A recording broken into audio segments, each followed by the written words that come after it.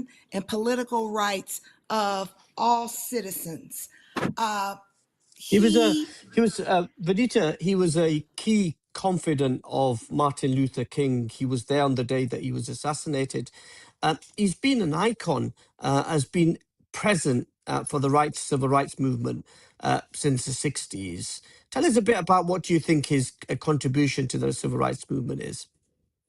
I think as a protege of Martin Luther King Jr., and as you stated, he was present at the time of Dr. King's death. Reverend Jackson's life and legacy will be that he continued the work of Dr. Martin Luther King Jr., and he carried that work forward.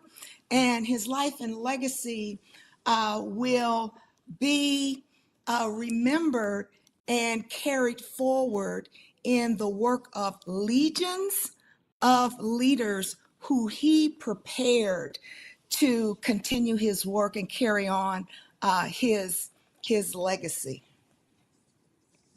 Yeah, that's really important. He also decided to stand for president. He shaked it up in the 80s, that 2 presidential runs. He was the first prominent black politician to stand for the Democratic nomination. How important was that moment? I mean, obviously, we are going to be talking about President Obama and his success, but how important was that moment for black people with Jesse Jackson standing for president? It was critically important moment. He was a 2-time, as you stated, Mohammed, presidential candidate, and he welcomed a rainbow coalition into the Democratic Party. In fact, he transformed what is now the modern Democratic Party. Without Reverend Jackson's candidacy, there would not have been a Barack Obama, or let me just say, not as soon as 2008. He laid the framework for our first Black president of the United States. And President Barack Obama stands on his shoulders, as so many Black public officials today. Yeah, that's really important. Harry Bhuta, what's your reflections on how you will remember Reverend Jesse Jackson? May I first take this opportunity to wish everybody of the Muslim community Ramadan Mubarak, and nice to be on this. Thank you very much for inviting me. It's a bit of a shock for me, right from the start when the invitation came, and when I saw the subject topic to be discussed, it is kind of a, one needs to a degree, in talking about Reverend Jesse Jackson. He was such a monumental figure. But when we reflect on the life of Jesse Jackson, we're not just looking at an American civil rights leader. We're examining a model of moral outrage in public life. He emerged from the struggles of the 1960s, but refused to remain confined to one community or one issue.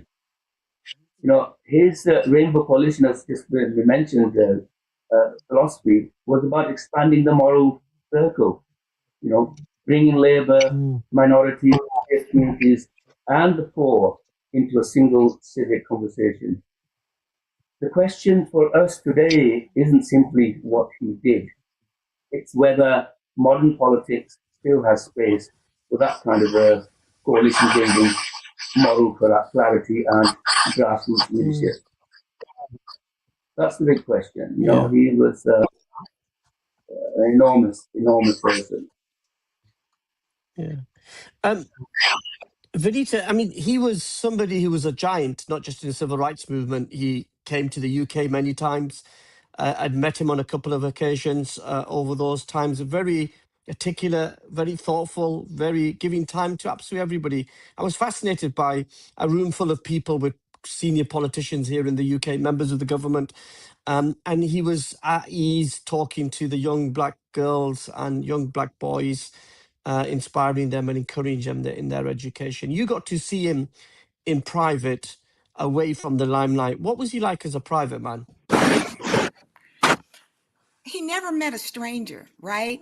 All of us felt like we had Yeah, a personal relationship with him. When you were in a room with him, um, and he was speaking with you, it was like he was focused on you and you alone. He inspired so many young people, as Harry has stated, not only in the United States but across the world. We remember when he went on the children's show Sesame Street, and Mm, he engaged in the chant with the children, I am somebody, and hope is alive. And so he yeah. had personal Hope is alive. charisma and presence, and he is the most consequential civil rights icon and giant of our generation. Yeah, He that's also interesting. was one of If you want to, the best if, orators that this world has ever seen. yeah, no, sorry to interrupt you there, Vanita. Just want to share the number. If you want to share your tributes to him, it's 0121 285 1845. That's 0121 285 1845. Very, very important. And then he inspired Barack Obama, this unknown community organizer from the south side of Chicago, who decided that he wanted to stand for president. He got elected in 2006 to the US Senate from the state of Illinois, which is your home state. Tell us about the relationship between Barack Obama and Reverend Jesse Jackson. They had a very close relationship. In fact, Santina Jackson, Reverend Jackson's daughter, was the maid of honor at their wedding. First Lady Michelle Obama and Barack Obama's wedding. I was just reading an article where many times Michelle was at the home of Reverend Jackson and their family, and they were very, very close. And Yeah. of course, his candidacy for president was inspired by Reverend Jackson's leadership. Yeah, and that image, iconic image that's been played back these past few weeks of him in tears in the audience amongst the people, Grand Central Park in Chicago, where Barack Obama on night of the election, and that's an iconic image. It certainly is. And I was blessed and so grateful that I was in Grant Park that evening and was able to experience the joy and euphoria of that wonderful night when those two families took the stage celebrating the Yeah. election of President Obama. Yeah. We've got a couple more questions, and I just want to talk about, he was also an international human rights activist. He campaigned for the Palestinians. He campaigned against apartheid in South Africa. What was his international legacy? What will that be? His international legacy is broad and vast. He advocated against Islamophobia, xenophobia, apartheid across South Africa, Africa, Haiti, and around the world. He invited our then President Lawrence Bozé to accompany him on a international delegation trip to Zaire to advocate for economic opportunities. He his legacy will go down as being a warrior for peace, diplomacy. As you know, he served as a diplomat, and he secured the release of naval military in Syria, as well as he negotiated the release of hostages in Cuba as well. Yeah. I mean, I suppose there's two quick final questions with you, Vanita. The first one is, how will you remember Reverend Jesse Jackson? I will remember Jesse Jackson for his indefatigable effort, for his showing up every single day, even after his diagnosis. He was confined to a wheelchair. He continued to show up. In 2021, he was arrested in Washington, D.C., advocating for civil and human rights. We just had the opportunity to honor him during our 100th annual National Bar Association convention in Chicago this past July. So I will remember him for the opportunities to meet with him through the National Bar Association and stand shoulder to shoulder with him as he advocated for civil and human rights, social justice, economic empowerment. And I am confident that his words, "I am somebody" and "keep hope alive," will reverberate for future generations, and that he has, and I'm hopeful because he has prepared legions of leaders in the United States and across the world to carry forward his work. Yeah. Obviously, you've seen the news. Obviously, we see the United States and Israel attack Iran. I mean, with your lawyer hat on, your former president of the National Bar Association, what's the situation? Is this illegal, as some are claiming, a breach of international law, or does the president have the authority to carry out these strikes? In accordance with, as you know, Muhammad, Article 1 of our Constitution, only Congress has the authority to declare war. And that has not occurred. There was a State of the Union address here in the United States last week, and there was no discussion. The president at that time had an opportunity to make the case to the American people of his intention to declare war. War has not been declared, and again, only Congress has that authority. Yeah. Okay.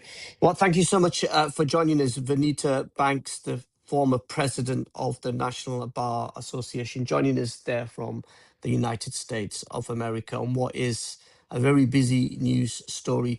Harry Buter, community activist, former politician, former military officer, is still with us as well. Harry, what's your reaction to what we've seen over the weekend with the bombing of Iran and then the Iranian response across the Middle East? Well, can I just sort of say a word about Jesse Jackson? Because I never got the opportunity Sure. to put my input into it, but it is very important that I like to say about is that one of Jackson's strengths was recognizing that civil rights were not isolated to America. Whether it was, I think Vanita mentioned it, whether it was anti-apartheid advocacy or diplomatic engagement abroad, he understood that injustice anywhere has symbolic resonance everywhere. That's a very, very important thing that, one of the legacies of Jesse Jackson. His history remembers coalition builders more kindly than culture warriors, and that may be a quiet lesson of Jesse Jackson's life. So coming back to your question about what's happening now in the Middle East, I think we need to just mention that what's happened is not constitutionally welcomed by Americans. It's against the law, it's against international law as well what's taking place. But we are where we are, and this president has taken upon himself, just like the Israeli prime minister has constantly broken international law and got away with it with impunity. And same thing is happening now with the Americans. This is up there in the same. You can't put a piece of paper between them. They're exactly the same. They break international laws with impunity, and it seems that the whole world is paralyzed by the actions of these two nations. Why have we got United Nations? There are 5 countries with vetoes in the United Nations, and I think 196 countries in the United Nations altogether. Either everybody gets a veto or nobody gets a veto. That's where the starting line should be. And Yeah. it's when you come to this level of bullying, you can only class America as a bully. The man in charge comes over as nothing but a bully. There's no censorship in his leadership whatsoever, not a single word of censorship. Every word he speaks is a threat. Threatening a nation, like Iran. I think I wrote many years ago on Twitter, I think, when he first came into the first part of his presidency, that and he was doing the same sort of thing. And I said, well, America doesn't have a history, but there's a Persian Empire. There was a Persian Empire. It's not going to be a walkover when you're messing about these kind of cultures that have had empires in their history. I think that's really interesting. I mean, as we are on air at the moment, that news is breaking that the Mansoura Bagherizadeh, who is the wife of the supreme leader of Iran, Ayatollah Ali Khamenei, was also killed at home. She was in a coma and has died in the last couple of hours. I mean, we are seeing, this is alongside Ayatollah Khamenei's daughter, grandchild, and son-in-law who've also been killed. I mean, there is obviously lots happening as well. What do you make of Iran's response, attacking civilian areas in Abu Dhabi, Dubai, Qatar, Saudi Arabia, Bahrain? We are seeing just in the last few moments also Saudi oil refinery has got on fire as well following Iranian drone. What do you make of the Iranian response? Well, that is since the build-up of the American Navy and all the other assets they've been putting in place across the Middle East, across everywhere in these nations that you're talking about, these countries that you're talking about, they force American assets, and Iran has been very vocally since they've been amassing these the Navy around the Persian Gulf, and they've been continually warning America that they will, take action against the assets around the Gulf states. It was clear. But isn't that a breach of international? But Harry, isn't that a breach of international law and sovereignty of independent states like Qatar, Saudi Arabia, UAE, who've been attacked by a neighbor? Isn't that a breach of international law? Look at what's on the ground, the reality on the ground. Let's put passion aside. The reality on the ground is these countries are hosting American assets on their land. That area where the American assets are American land. It's like having an embassy in any nation, that British embassy land belongs to the nation that it is of. So these assets were fair target for. They don't have another option. They do not have another option, but to show that what they said they meant. Okay, they did warn that they will bomb all the assets in the Middle East that belong to America, and they have done, and they continue to do so. And it is their right to defend themselves. You know, we talk about the Western media talks as if Iran is the aggressor, but look what's happening. Who's the aggressor? Mm. But for somebody in a hotel in Dubai or a shopping mall in Abu Dhabi that have been attacked by Iranian missiles, how is that justifiable? How is it justified that over 100 girls were killed in a school? No, I'm not debating that. I'm not debating that. I'm asking you the question. We can go on and talk about the Iranian casualties in a second. But how do you justify Iran attacking its neighbours in which civilian areas have been targeted? Well, it's a tit for tat going on. Who's to say that who's morally right in this? It's a tit for tat. The Americans and the Israelis have, well, they were the first to shoot their civilians. So you know we get absolutely in the West, especially in the Western media, you know, just listening to them is kind of sickening. Listening to their rhetoric and the and vitriol that comes out against Iran, that Iran is somehow the monster. Yet, you know, the the people who are acting against Iran, and they have been doing it. They've destroyed. They've said that they've destroyed their ability to create nuclear weapons. You know, President Trump has said that they don't have the ability to create nuclear weapons, develop nuclear weapons, and yet, what is the excuse they've used now to bomb Iran? Do they have nuclear weapons? Are they making nuclear weapons? They've said over and over that we are not enriching uranium to the point of where it becomes weapon grade. Yes, they've used that excuse again and again. And then, you know, the worst thing of all, speak, is when people are talking around the table, trying to do a deal, trying to create a diplomatic solution to this. They did this last year. They've done exactly the same thing again. They were around the table and they started bombing them. So I don't know. You know, where is international diplomacy? Where is international outrage? It's always against Iran. Why isn't it against? There is only one country in the Arab world with nuclear weapons. Who is it? And they don't even declare it that they've got nuclear weapons. They're not even part of the organization that monitors nuclear weapons on the world.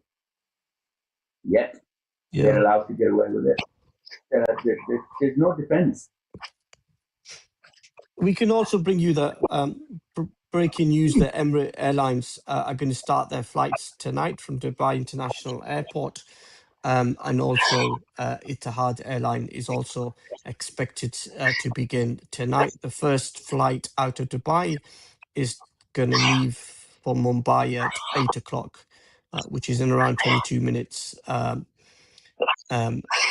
either. So that's reported as well. How does this impact the Muslim world? Because I don't know if you've seen on social media, you've got some people celebrating Ayatollah Khamenei's death. Many Sunnis also hold him responsible for what happened in Syria. Others saying, you know, despite the differences, we should be all on one side. What impact do you think this has on the sectarian divide between Sunni and Shias in not just this country, but around the globe? I think somebody mentioned yesterday that what happened with yesterday was on the level of assassinating the Pope, as far as the Shias are concerned. that's kind of an importance this religious figurehead, if you like, that held for the global Shia population, right? To put it into perspective, so it's like killing the Pope. That's what just happened. So, what do we expect the reaction to be if somebody kills the Pope from the people who believe in them? You know, uh,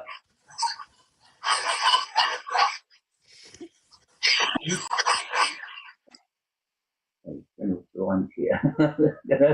My thought is diverted somewhere else. Sorry, but Okay.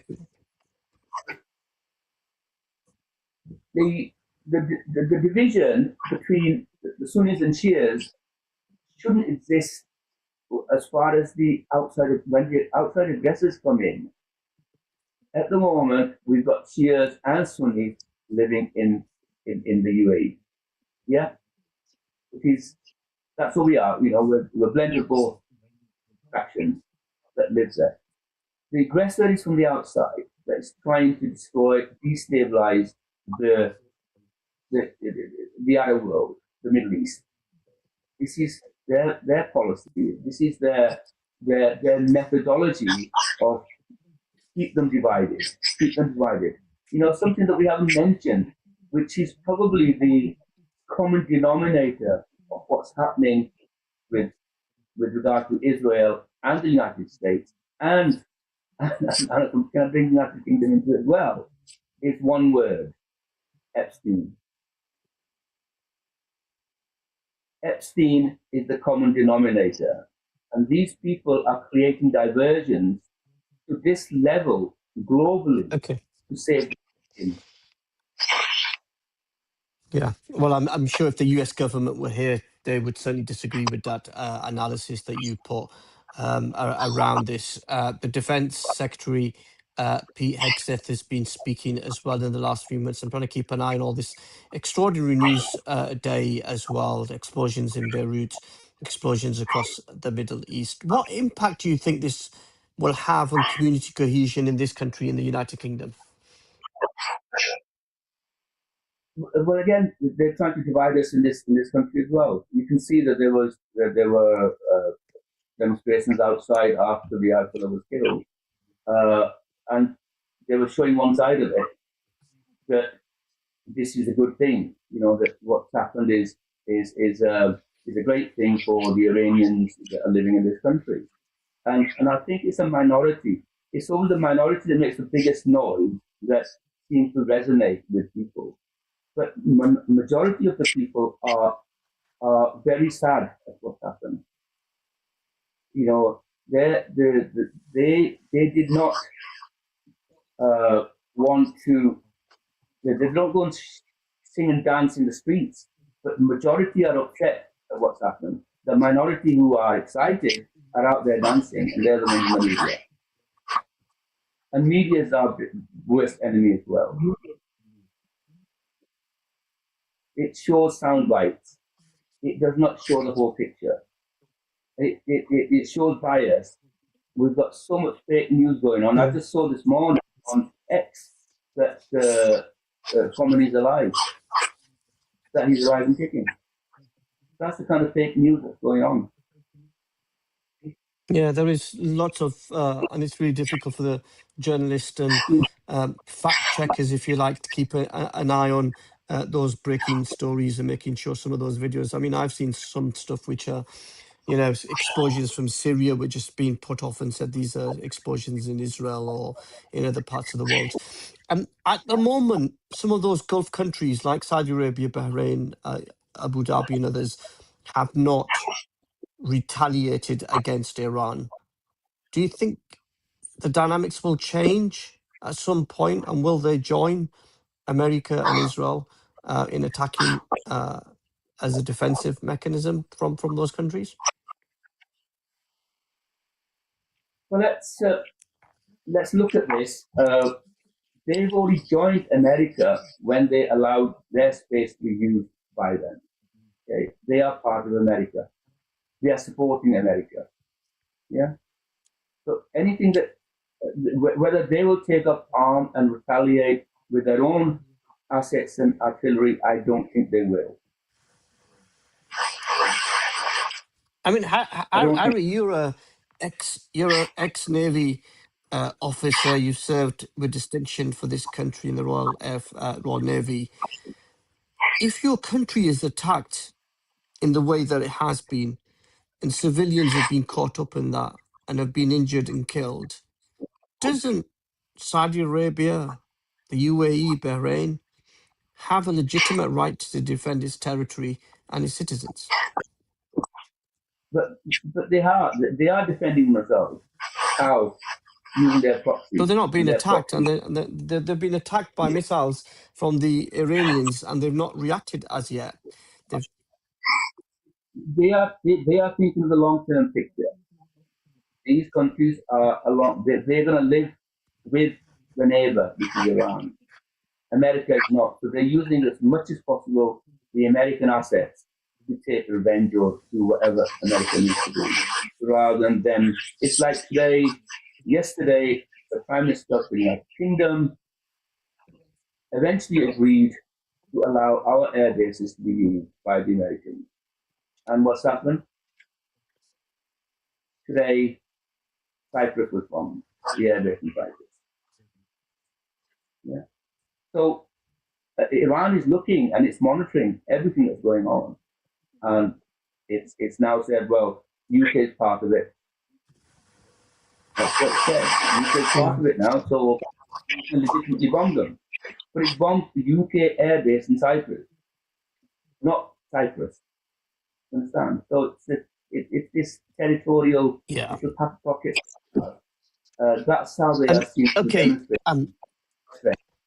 We've probably got about 9 minutes left, and I just wanted to wrap it up by talking about your thoughts, your career. You know, you've served in distinction in the Royal Navy. You've been a politician. You stood for election in various locations. Tell us a bit about where are you now? Are you still interested in politics? Is that something that interests you? I'm just holding my hand. I don't know if you can see it or not. But, You're like that, aren't you? Saying very defensive. thank you very much. No, I'm very open. Thank you very much for that. Now, yes, I did over 2 decades in the Royal Navy, and I retired 30 years ago now. Happily, I am. The scars of serving the armed forces. You go there with excitement. I was 17-year-old. I was 17 when I joined the Navy in 1973, and you go out for excitement, go and see the world, explore, discover, elevate yourself, educate yourself. But what happens in that process is that your brain, your mind is being programmed in a certain way. This is rather important for me right now because I've done the armed forces, got the medal sitting there behind me. But the damage that it does to you mentally is not visible to anybody. And I'm developing a therapy program called psychological decommissioning, which is being compiled, and we're going to try and trial it to address that issue of our minds. We end up with alienated from our families. We can't live with the family because our mind is somewhere else still, and we're here, the body's here. So that's the armed forces side of it. The politics is, I think you probably know more than anybody else. You interviewed me in 2015 when I was running for MP, member of Parliament in Bradford West here, and I'm still here. I'm still in Bradford, South instead of West, but I am still here. I've gone through my political journey. I've gone through various parties. I think if I get another color in my badge, it'd probably be like a rainbow complete, but almost. But I'm hoping I keep. I'm a councillor at the moment, a parish councillor. I've been elected parish councillor for the last 3 years, but the city council side has evaded me every time, and not because I'm not capable, but because of the geography of where I am. It's very, very difficult. You've got a really big. I'm just going to say in Bradford, you've got a really big independent movement, independent councillors. There's like change coming, or change has come already. We've got 9 councillors, and I decided to now this time join the Jeremy Corbyn's movement, your party. So I'm a your party member. I've campaigned, went to their conference, the first conference, and there's a lot of issues within the party, but I think the decision has been made, and now the leader that we wanted has been declared the leader of the party, Mr. Jeremy. And so that kind of a battle has been put to one side. However, the problem that we have is that the party will never be ready, not be ready for this May election. And therefore, all our candidates will be standing independent. And we're hoping that the independents in Bradford will support the independence of your party and form a coalition that way and strengthen their side and our side as well. So that's what's happening, but I'm not standing this year. I've decided to step back a bit and prepare for 2029. So you've been on a. We've got about 3-4 minutes, and I just want to wrap up. You've been on quite a political journey. You've been through a number of political parties. Do you feel sort of where you are now is your authentic home compared to where you were before? Lib Dems, Tories. Were you ever in UKIP as well? Yes, that's why I came to. Well, you should remember that I came to Bradford and UKIP donkey, if you like. Yeah. I mean, that's quite an extraordinary political journey. Liberal Democrats, Tories, UKIP, and now you're a lefty. Can I just be frank as to what happened, why I ended up with UKIP, right? And I'm going to go back to 2013 when I initially joined UKIP. I used to live in Leicester. I was dormant for about 4 years from politics after I moved to Leicester, and I was getting bored. So I stepped out and I said, look, I'm going to join a political party again. It wasn't going to be Lib Dems because I joined Lib Dems because of friends, and friends were there, and I didn't know what politics, whether I was. But I think it was a bit more right. I'm a right politics as a business person. I thought that's where a businessman belongs, on the right. It's education. I mean, politics is education. People say, well, I'm one party, and that's what I am, but they're not educating themselves in that case, So I think I educated myself as to where one should end up, and I think where I am now is probably the right place. Because I always thought that I suppose it's that. Yeah, I suppose it's very much about being your authentic self and your values, and you feel at home as well. What? I mean, just final question. Sorry, go on.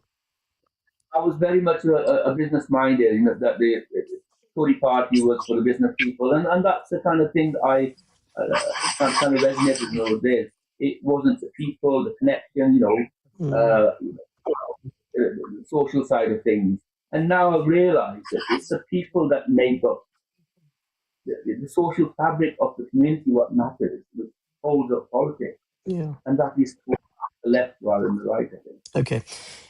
All right. Well, Harry, thank you so much for joining us. I look forward to welcoming you into the studio next time when we are both in Manchester. But thank you so much, Harry Booter, former military politician, joining us there live from Bradford. Thank you so much for joining us. And also a great thanks, many thanks to Vanita Banks, the former president of the National Bar Association, who was joining us from Chicago in the United States, reflecting on the life and legacy of Reverend Jesse Jackson. And yeah, what an extraordinary day and few days it has been in international politics, particularly after Israel and America attacked Iran, leading to the assassination of Ayatollah Khamenei, an Iranian response that we are seeing still happening as we're on air tonight. The breaking news is that Qatar has shot down 2 Iranian airplanes in its territory. We'll keep an eye on this over the days to come. But thank you so much for joining us. From me, Mohammed Shafiq, and the whole team here at Takbeer TV, take care of yourself and each other. I'll see you very soon. Assalamu alaikum, rahmatullahi wa barakatuh.